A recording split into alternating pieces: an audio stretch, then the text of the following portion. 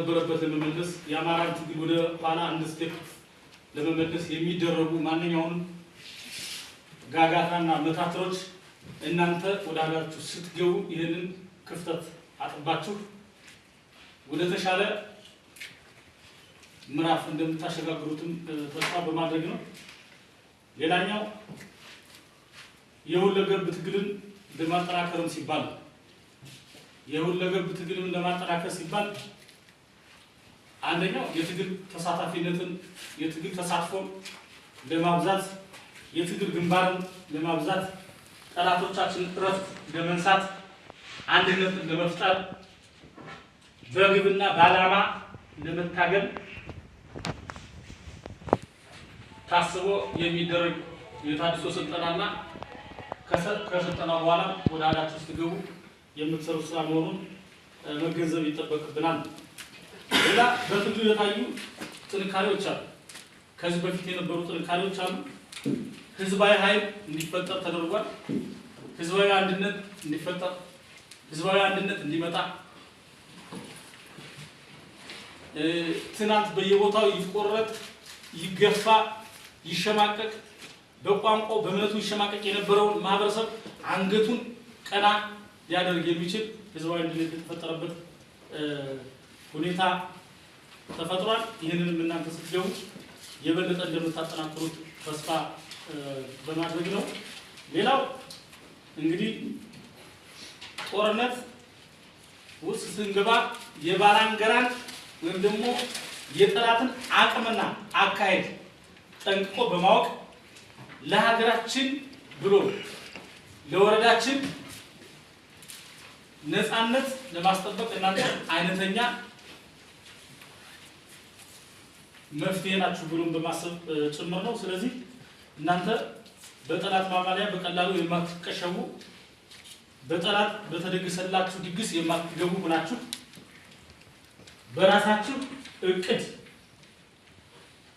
እና ተነሳሽነት በጠላት እቅድ ሳትገቡ እንቁ ሆናችሁ አመዛዛኝ አቃጅ የምትሰሩትን አዋቂ ሆናችሁ የአማራን ትግል የታለመለት ደረጃ ላይ ለማድረስ እንደምትሰሩም ተስፋ በማድረግ ነው።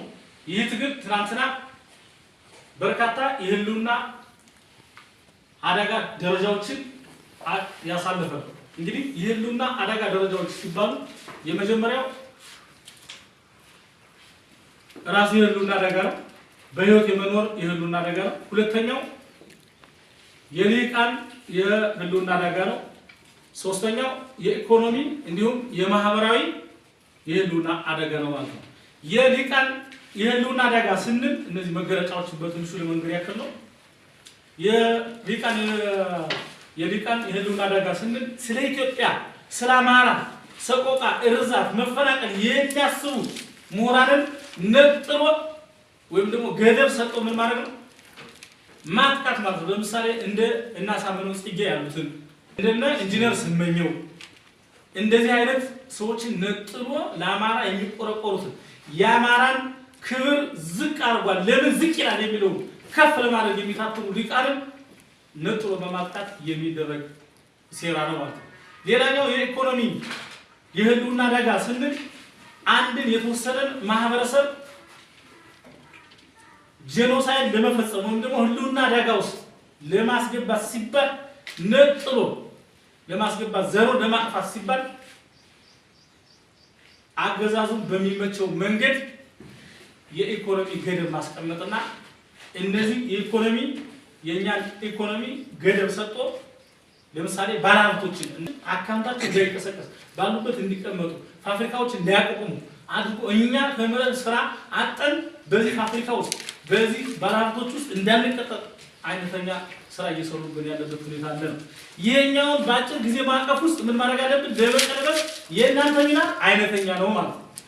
ከድል ማግስት የምናደርገው የምንሰራው ስራ የምንሰራው ተቋም አያሰራው ጭምር ለመመስረት ታስቦ የተደረገ ስልጠና ነው ይሄ ስልጠና ማለት ነው።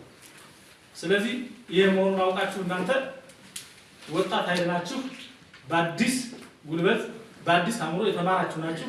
ወጣቱን ከመሆናችሁ ጋር ተያይዞ የተሻለ ስራ ትሰራላችሁ ብለን እናምናለን የሚለው መልእክት ለማስተላለፍ ነው። ከዚህ ባለፈ ጦርነት እንግዲህ ቅድም ለማለት እንደፈለኩት በምንዋጋበት ሰዓት ወደ ሀገራችን ሄደን በምንቀመጥበት ሰዓት ተልእኮን የመፈጸም ተልእኮን የመቀበል የማስፈጸም ግዴታም ኃላፊነትም አለባችሁ። በተለይ የደጋዳሞት የአማራ ሕዝብ እናንተን ከዚህ ህልውና አደጋ ያወጣናል ብሎ የሚጠብቃችሁ እንቁ የደጋዳሞት ልጆች በራሳችሁ የደም ቀለም ነገም ታሪክን የምትጽፉ ናቸው። በወረዳችን ላይ ተቀምጠው የራሳችን ካቢኔዎች የራሳችን አመራሮች በራሳቸው እናቶች መቀነታቸውን ሽጠው ቁጭ ብለው ራሳቸውን ዝቅ አድርገው እነሱን ከፍ ለማድረግ አስተምሯቸው ዛሬ በእነሱ ላይ የሚከፍሉትን አሉታዊ ተጽዕኖ እናንተ መከታችሁ ለአማራ ሕዝብ ብሎም ለኢትዮጵያ የሚመጥን ስርዓት እንደምትገነቡ ተስፋ አድርጋለሁ።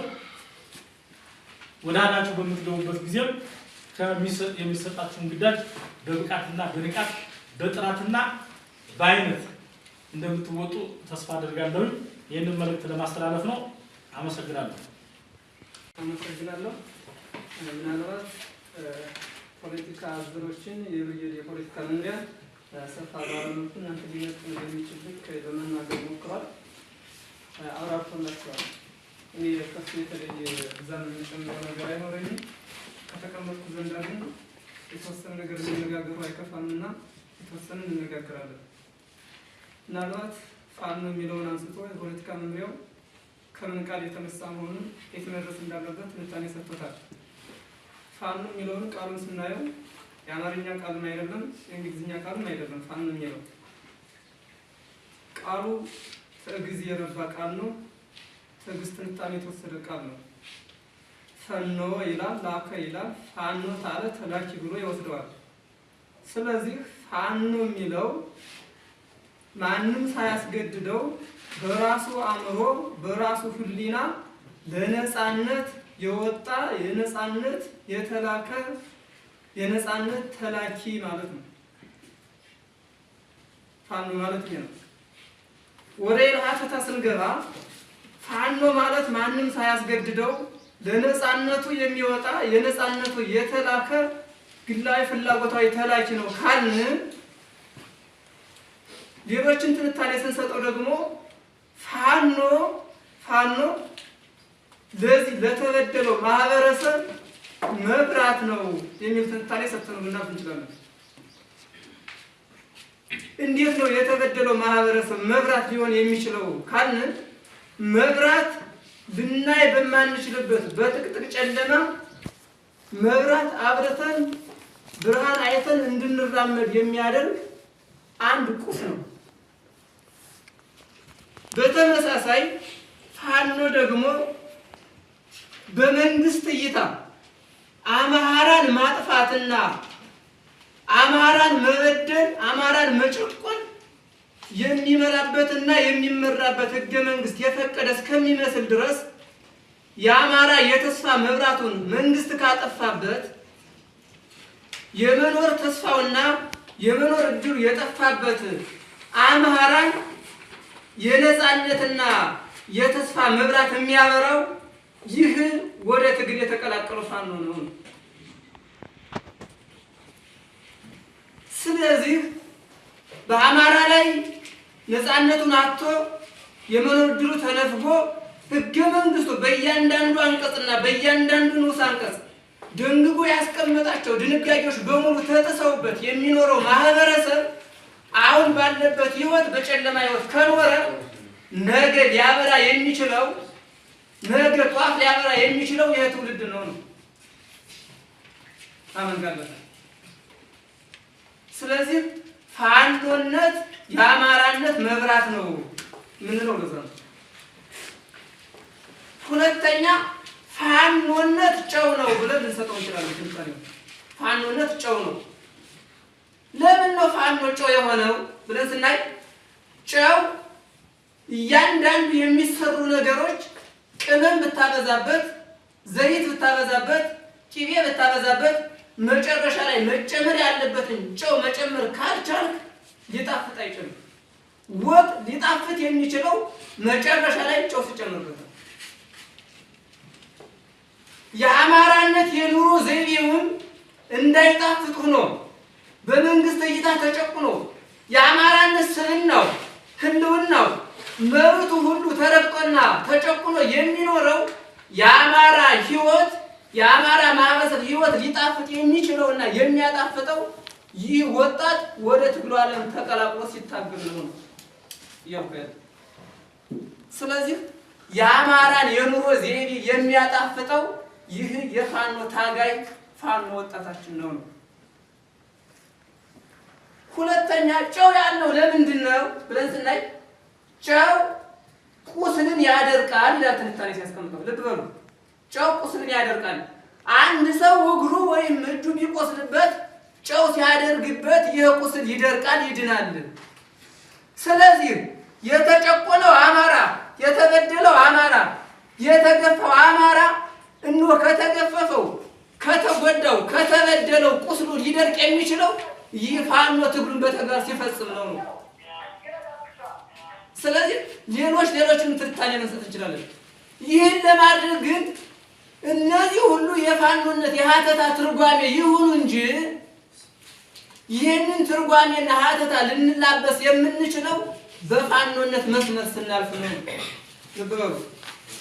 ምናልባት ፋኗዊነት እና ፋኗዊነት የሚባሉ ቃላት አሉ። ፋኗዊነት፣ ፋኗዊነት።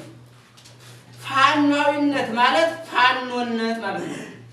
ፋኖነት ማለት ደግሞ ቅድም የፖለቲካ መምሪያው በሰጣቸው ትንታኔና አሁንም እኔም በሰጧቸው ትንሾች ትርጓሜ ልክ በእነዚህ በትክክለኛ የፋኖን ጸባይና ባህሪ አሟልቶ ማለት ፋኖነት ወይም ፋኗዊነት ይባላል።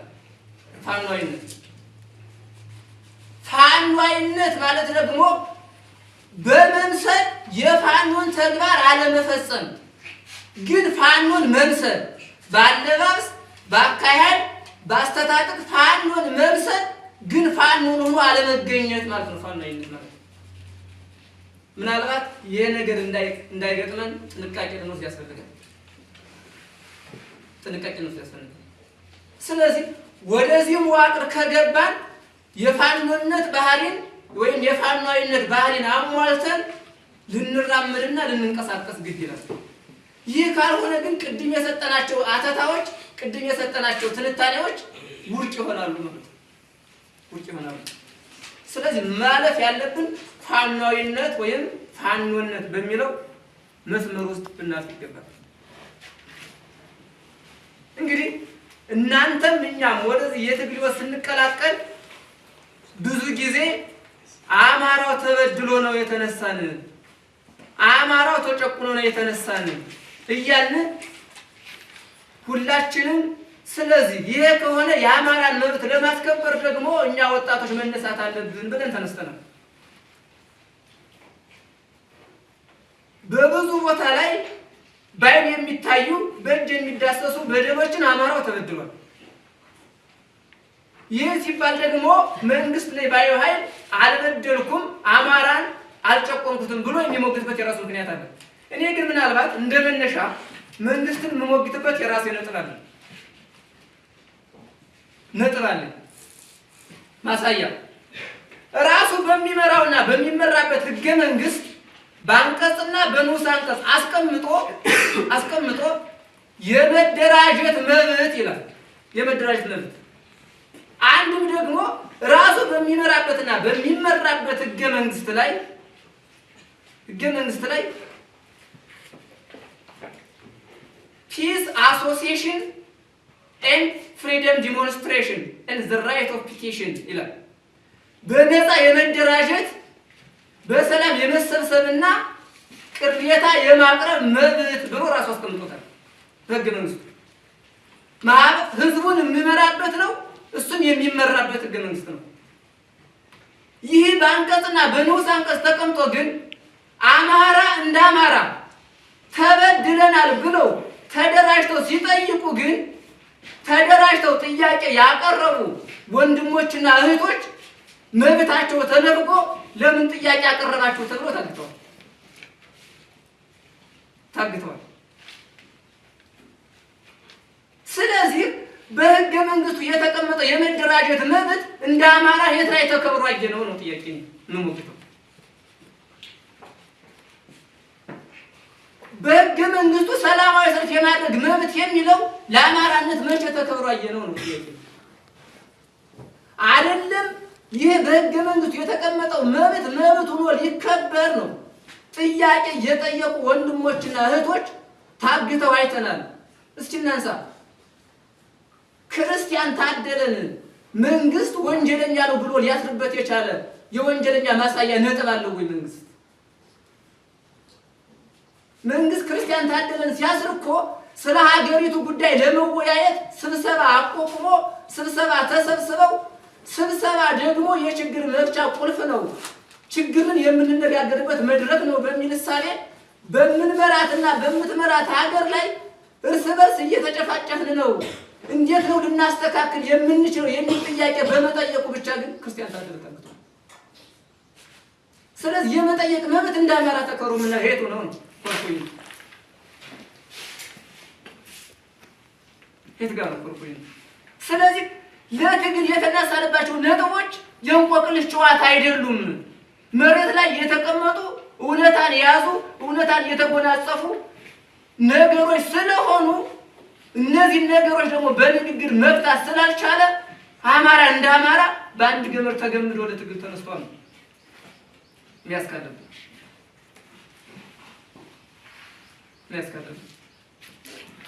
ስለዚህ ብዙ ማሳያ ነጥቦች አሉ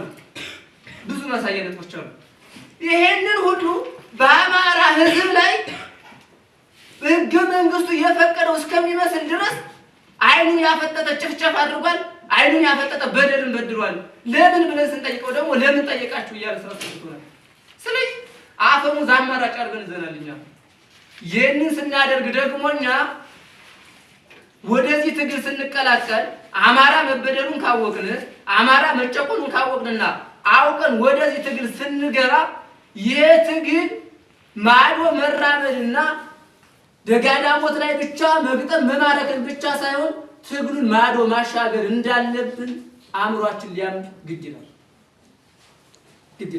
ይሄ የሚሆነው ደግሞ ቅድም እንዳልኳችሁ ፋኗዊነትን ስንተገብር ነው ፋኗዊነት ግን መሆን የለበትም የተቸገርን እዚህ ጋር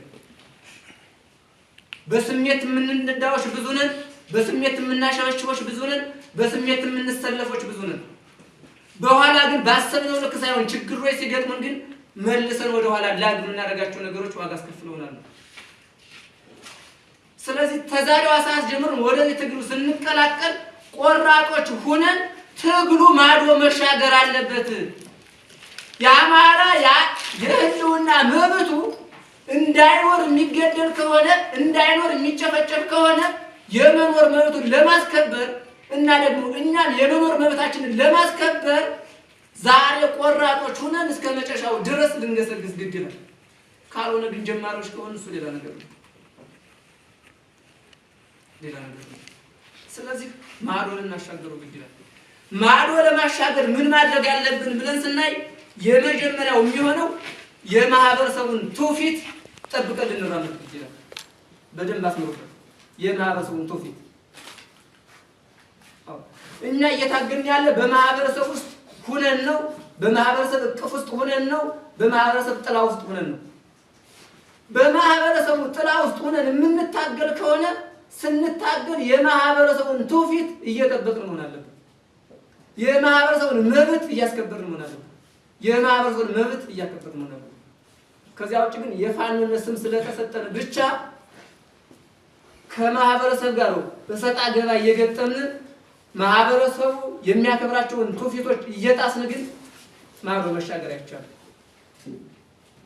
ለምን ይህ የፋኖ መዋቅር ልብሱም ጉርሱም መጠለያውን የህዝብ ጥላ ነው ምን ማለት ነው ጥላ አንድን ማህበረሰብ ከፀሐይም ከዝናብም ያድናል ከዝናብም ከፀሐይም የሚያድነው ግን ባለ ጥላው ባለቤቱ ራሱ ጥላውን ይዞ ነው ከዝናብ ሊድን የሚችለው ወይም ከፀሐይ ሊድን የሚችለው ይህንን ጥላ ከእጁ ለቀቀው ማለት ጥላው ወርቆ ይሰበራል በጭቃ ይበላሻል፣ ሰውየውም በዝናብ በፀሐይ ይመታል። ይሄ ፋኖም የህዝብ ጥላ ነው ካልን ፋኖ ማህበረሰቡን ከላይ ይጠብቃል፣ ማህበረሰቡ ደግሞ ከታች ጀዝን የፋኖነት እግሩን እዞ መጠለያ ምቹ ይሆናል። ካልሆነ ግን የዚህን ማህበረሰብ መብቱን መጠበቅና ትውፊቱን ማስከበርና ማክበር ካልቻልን ፋኖን እንደዚህ ጥላ ማህበረሰቡ ጣልን ማለት እኛ አረባ ጭቃ ውስጥ እንወድቃለን፣ ያረባ መሰናክል ይገጥመናል ማለት ነው። ስለዚህ ስንቀላቀል የማህበረሰቡን ትውፊት ልንጠብቅ መጀመሪያ ግድ ይለናል ማለት ነው። ግድ ይለናል። የማህበረሰብ ልጆች ነን፣ ከማህበረሰብ የወጣን ነን። አሁን በማህበረሰብ ውስጥ ነው ያለው። ስለዚህ ጥንቃቄ ይጠይቃል ማለት ነው። የምንራመዳቸው እያንዳንዷ ነጥብ ማህበረሰብን እንዳያስቀይም ህዝቡን የሚያስከፋ እንዳይሆን የምንራመዳቸው እርምጃዎች ጥንቃቄ ይጠይቃል። ጥንቃቄ ከዛውጭ ሲፈልግ እንጀራ ሲፈልግ በርበሬ ሲፈልግ ሽሮ እያወጣ የሚመግብ ማህበረሰብ ባንድ እንኳን አስቀየምከው ማለት ነገ ላንተ ለጉዞ አደጋ ይሆናል ማለት ነው። ስለዚህ የኛ መበደልን እንጂ ለህዝብ መበደል ግን በጣም ጥንቃቄ ነው ይገባል። አስፈላጊ ከሆነ እኛ ልንበደል እንችላለን፣ እኛ ልንራብ እንችላለን፣ እኛ መከራ ልንቀበል እንችላለን። ማህበረሰባችንን ግን ለሰከንድ ቢሆን ግን ላለመበደል ጥንቃቄ መውሰድ ያስፈልጋል ማለት ነው። ስለዚህ እሱን መውሰድ። ሁለተኛው ችግር የምንቆቋም ልጆች መሆን አለብን። ሰርቫይቨር ማለት ነው። ተቋቋሚ መሆን አለብን። ችግር የምንቆቋም ሰዎች ልብ በሉ። ምናልባት ዛሬ በማህበረሰባችን ውስጥ ሆነን እየታገልን ያለ ይህን ትግል እየገፋን ስንሄድ እየተሻገርን ስንሄድ ከማህበረሰባችን ውጭ የሆነ ነው የምንሄድ።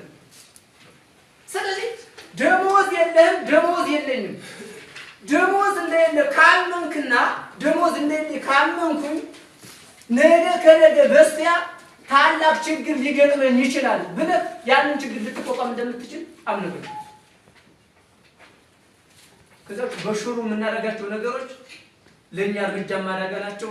ለድርጅቱን መሰናክል ይሆናል ማለት ነው። አእምሯችንን ማሳመን አለብን። ለምሳሌ የድር ከደጋዳሞት አልፈህ ዴዥን ስትደርስ አንድ ሳምንት ደረቅ ብስኩት ልትበላ እንደምትችል ማመን አለብን። ዛሬ ከቀን በየማይክሮ ሰከንድ ውሃ የምትጠጣው ለአንድ ሳምንት በአንድ ኩቦን ውሃ እንደምትሆን አእምሮን ማሳመን አለብን። ስለዚህ ችግር ይገጥመናል። ስለዚህ እነዚህን ችግሮች ወደፊት የሚመጡ ችግሮችን ለመቋቋም ዛሬ ለነዚያ አዳፕቴሽን እየወሰድን ነው ወይ፣ ለነዚያ የሚሆኑ ልምድ እየወሰድን ነው ወይ የሚል ማጤን ይጠይቃል። ማጤን ይጠይቃል። ከዛ ውጭ ግን ከእናት ማጀት ስላለህና ከእናት ጉዳ ስላለህ ተቀን 3 ጊዜ ሽሮ እየበላ የሆነ ቀን ምሳ ሲቀርብህ አሻፈሬ ብለህ ምሽት ተተናት ቤት ምጥር ከሆነ ሌላ አደጋ ነው። ስለዚህ ዛሬ እስከዛ ድረስ እናት ቤት ቆይታል፣ ተቀን 3 ጊዜ ሽሮ በልታል፣ ሽሮ አጣፈጠኝም ብለህ መስራት ሰርታል፣ እንጀራው ተበላሸው ሁሉ ብለህ ሊሆን ይችላል። ወደዚህ ትግል ስትገባ ግን ራት በልተህ ምሳ ላትበላ እንደምትችል አሳምነው፣ ምሳ በልተህ ራት ላትበላ እንደምትችል አሳምነው፣ ራቱን ምሳ ላትበላ እንደምትችል አምሮን አሳምነው። ስለዚህ ችግርን መቋቋም የምንችል ትውልድ መሆን አለብን ማዶ እንድንሻገር ከተፈለገ። ከዛ ውጭ ግን እንደው ዝም ብሎ የልጆች የጠብለቅም ጨዋታ የምናደርጋቸው እርምጃዎች አደጋ ውስጥ እንዳይከቱ ጥንቃቄ መውሰድ አለብን። ስሜት ነርቶን እንዳንመጣ ትክክለኛ ቀደም በተባለው ልክ ፖለቲካው ገብቶን የመንግስት በአማራ ላይ ያደርገው ጭቆና ገብቶን የአማራ ጭቆና ገብቶን ከሆነ የመጣን እኛ ዛሬ ቆራጦች ሆነን ችግር የምንቆቋም ትውልዶች ሆነን መራመድ ያስፈልጋል። ለዚህ ጊዜ ነው ትግላችን ዳር የሚደርሰውና የተነሳንበት ዓላማ ግብ ሊመታ የሚችለው ያኔ ነው። ስለዚህ ችግር የምንቆቋም ትውልዶች መሆን አለብን ማለት ነው። ሌላ በመርህ የምናምንና በመርህ የምንመራ ታጋዮች ልንሆን ግድ ይላል። መርህ ማለት ነው አንድ ተቋም ተብሎ ሲመሰረት ህግ አለው፣ ተመሪ ያለው፣ መሪ ያለው፣ መሪንም ተመሪንም ባንድ ላይ ሊያቆጥ የሚችል ባንድ ላይ ሊያጠጥም የሚችል መርህ ወይም ህግ አለው። ሜቢ ምናልባት የሚሆነው የሚወጣው ህግ የሚወጣው መመሪያ ዶክሜንትን ፎርማትን እንዴት ላይሆን ይችላል። ወደድክም ጠላህም ግን ወደ ድርጅቱ ከገባ ኢንቪዚብል የሆነች የማትታይ አንተንም እኔንም የምትመራን ህግ አለች ድርጅት ውስጥ። ይሄን አመተከለ። ስለዚህ ህግ እንዳለች ታወቅና ታወቅኩ ደግሞ ይህች ህግ አንተንም ትመራለች እኔንም ትመራኛለች። ከዚያ ህግ ዘለፍ ካልክ ያች ህግ ትቀጣሃለች፣ ያች ህግ ትቀጣኛለች። በዚህ የሚያምን ትውልድ መመስረት አለበት። እናመሰግናለን። እኔ ብዙ ለፖለቲካው እነሱ ወዳሉት እንደ ወታደር አንድ ወታደር የዓላማ ጽናት ይኖረው ይገባል የሚለው ላይ የተወሰነ ነገር ማለት እፈልጋለሁ። የዓላማ ጽናት የሌለው ወታደር ሊሆን አይችልም። የዓላማ ጽናት ያለው ወታደር ደግሞ መነሻና መድረሻውን አውቆ ከመነሻው ተነስቶ መድረሻው ላይ ይደርሳል። ይህ ምንድነው? የዓላማ ጽናት ያለው ወታደር ነው። ስለዚህ እንደሚታወቀው የአማራ ሕዝብ ከደረሰበት ህዝባዊ ጭፍጨፋ፣ መፈናቀል፣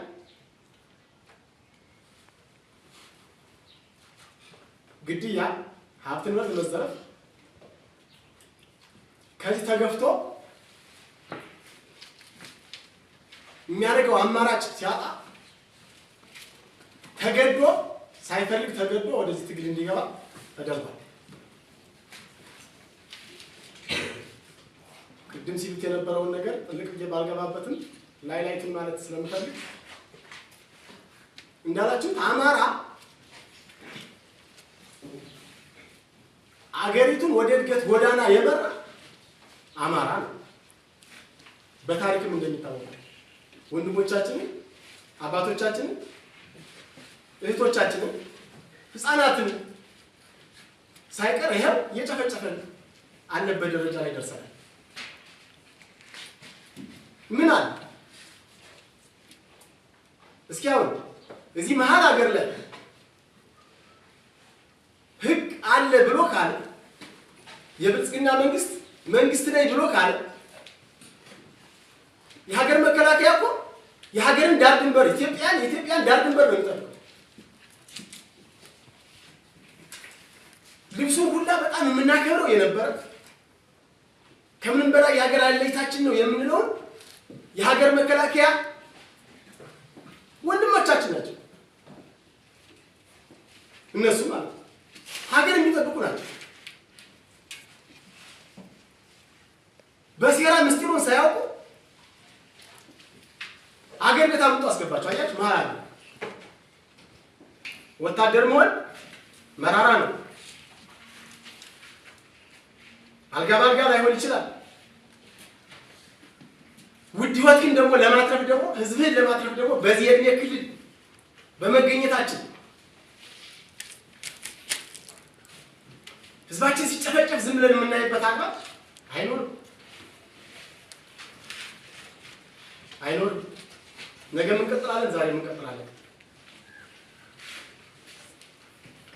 ስለዚህ እዚህ ጋር የዓላማ ጽናታችሁ እንዲኖር ነው ማስገንዘብ የምፈልገው።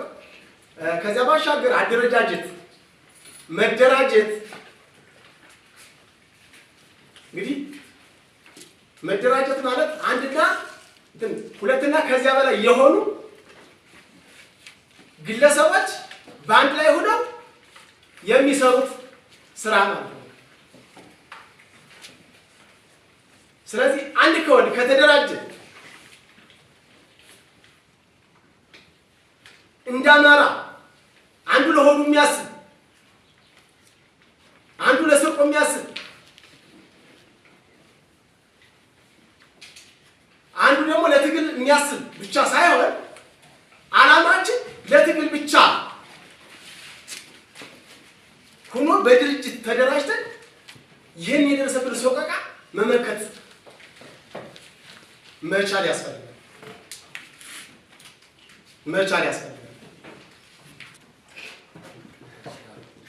አመሰግናለሁ።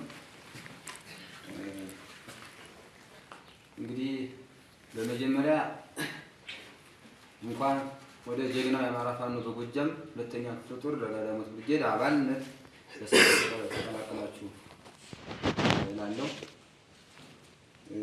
እንግዲህ እኔ ሁሉንም ነገር እነሱ ብለውታል። እኔ የምላት ትንሽ ነገር ነው። እንግዲህ እንደምታውቁት ትግላችንን በሙሉ የትግል ትንታኔያችንን ገልጸውታል እነሱ። እኔ የመጀመሪያው የምነግራችሁ እናንተ እድለኞች ናቸው።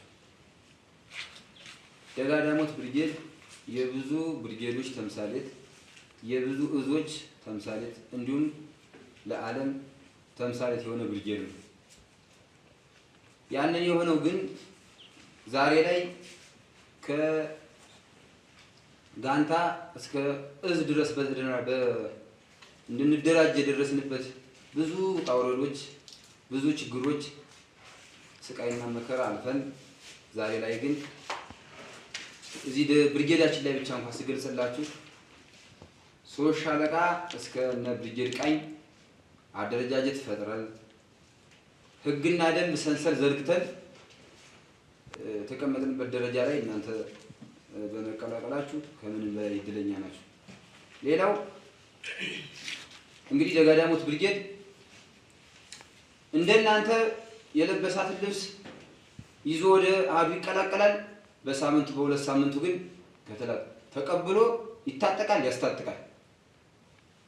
በዚህ ታምናላችሁ እናንተ ከህዝባችን እስከ ወታደሩ እስከ መደበኛ ፋኖ እስከ ማህበረሰቡ ድረስ ይታጠቃል፣ ያስታጥቃል። ያንን የምናደርገው ጀግና ማህበረሰብ ስላለን ጀግና ወታደራዊ ብርጌዱ ላይ አዋጅም ተዋጅም እግዚአብሔር ይመስገነው ስላለን በአንደበታችን ፈጣሪን አምነን በተቀደደ ጫማ በተቀደደ ልብስ ስለምንታገል ትግላችንን ከነበረው ካሁንም እናንተን ይዘን ለትልቅ ዓላማችን ግብ እንደምናደርግ ተስፋ አለኝ። ያንን የምናደርገው ግን ከእናንተ ብዙ ነገሮች እንጠብቃለን። ብዙ ነገሮች ትናንትና ከምጣድ ላይ የተንተከተከ ለመቁረስ አስቸግሮን እንጀራ ከነ ደረቁ እንጀራ እንኳን አጠን አንዴ በየቀበሌው እየተከፋፈልን እየበላን አንዴ በራሳችን ይብዛም ይነስም ይመርም አይጣምም እየበላን ከምጣድ ላይ እየቆረስን ትግላችን እዚህ አድርሰናል። ዛሬ ላይ እናንተ ግን በተሻሻለ ሎጂስቲክ፣ በተሻሻለ ትጥቅ፣ በተሻሻለ ተተኳሽ፣ በሰው ኃይል ምንም የሚገድባችሁ የሚያስጨንቃችሁ ነገር የለም። ለእናንተ ግን እንደ ወታደር ከቤታችን ስንወጣ ብዙ ልብሶች ልትኖሩ ትችላላችሁ። በባህሩ ውትድርና ህይወት ይደላናል ሳይሆን ይከፋናል ነው ከቤታችን የምንወጣው።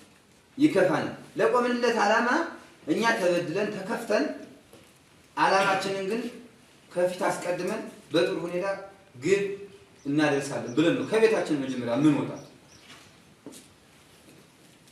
አልባሳት ሊቸግረን ይችላል፣ መብል ሊቸግረን ይችላል። ግን ህዝባችን ጎኑ ነው። ለህዝባችን በጥሩ ሁኔታ ታማኝ አገልጋዮች የጭንቅ ቀን ደራሽ ከሆን ማሟላት ያለብን እናሟላለን። ለዚያ ግን እናንተ ታማኝ ፍቅር ሰጭ የሆነ ለስብዕና ጥሩ የሆነ ስብዕና ያለው በየሃዳችሁ ከነባር ወታደር የምትማሩት ትምህርት ይኖራል፣ የምታስተምሩት ትምህርትም ሊኖር ይችላል። ይሄንን አውቃችሁ በየሃዳችሁ ስትሰጡ የሚሰጣችሁ ስምሪት ይኖራል። ያን ስምሪት ለኔ እሰጣችኋለሁኝ። የምትሰጡትን የሃድ ኮድ ይዛችሁ ወደ የሃዳችሁ ተቀላቅላችሁ አሃዳችሁ ላይ ጥሩ ዲሲፕሊን ታማኝና ቅን ታዛዥ ሆናችሁ ለነገ ዓላማችን ክንድ በክንድ ሆነን ትግላችንን እንደምናስቀጥል ተስፋ አለኝ። እናደርገዋለን። ህዝባችንንም ፋኗችንንም ይዘን ማለት ነው። ግልጽ ነው?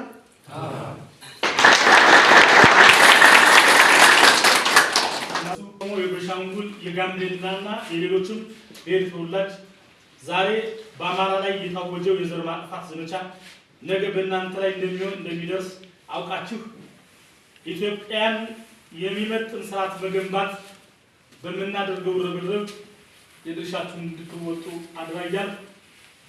ትላንት በእኛ ላይ የተደረገው የዘር ማጥፋት ዘመቻ ነገም በእናንተ ላይ እንደሚደረግ አውቃችሁ የአድማ በትን የመከላከያ የሚሊሻና የፖሊስ አባላት የምንታገለው ትግል የዘር ማጥፋት ወይም የአማራን ዘር እንዳይቀጥል ለማድረግ ስለሆነ ይህ ትግል ከተጠናቀቀ በኋላ በየትኛውም የዓለም ክፍል ገብታችሁ እንደማታመልጡ አውቃችሁ ዛሬ ትናንት ከተቀላቀሉ ወንድሞቻችሁ ጋር ሆናችሁ የአማራ ነጻነት እንዲሁም የኢትዮጵያ ነጻነት ለማረጋገጥ በምናደርገው ፍልሚያ የበኩላችሁን አስተዋጽኦ እንድታበረክቱ ስንል የአማራ ፋኖ በጎጃም ሁለተኛ ክፍለ ጦር ደጋዳሞት ብርጌድ ስም ጥሪ አስተላልፋለሁ። አመሰግናለሁ። በጣም እድለኛ ናችሁ። እድለኛ ማለት